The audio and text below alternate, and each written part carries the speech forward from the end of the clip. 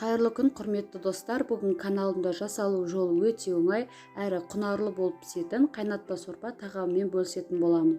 Жалпы бұл тағамға қой еті, сиыр еті, жылқы еті де жарай береді.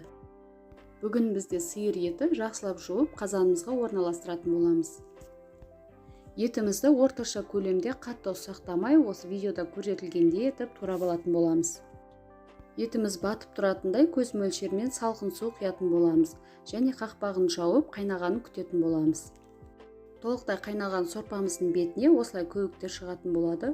Оны сүзгіштің көмегімен жақсылап тазалап алатын боламыз. Көбігінен толықтай тазарған сорпамызды бетін жауып қайнататын боламыз.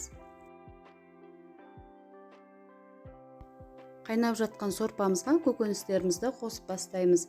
Мен де жазды күні қатырылған қызанақ қостым және алдын ала туралып дайындалған сәбізімізді қосатын боламыз. Және ашылып дайын тұрған бүтіндей бір пиязымызды қосатын боламыз.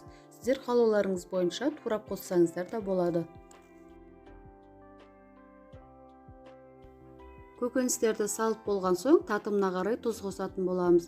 Және қалауларыңыз бойынша дәмдеуіш қоссаңыздар болады. Жалпы мен сорпа тағамына зира және кинза дәмдеуіштерін қосатын боламын. Себебі дәмі өте ерекше болып шығады. Құрметті көрермендерім, видео ұнап жатса каналыма тіркеліп, каналымның дамуына үлес қосуларыңызды сұраймын. Қайнап жатқан сорпамызға алдын ала туралып дайындалған картопымызды қосып, сорпамыз дайын болғанша пісіретін боламыз. Байқағандарыңыздай сорпамыздың еті өте жұмсақ болып, керемет болып пісіп шықты. Енді қалауларыңыз бойынша бетіне круп сеуіп ұсынсаңыздар болады. Видеомды соңына дейін көргендеріңізге көп рахмет.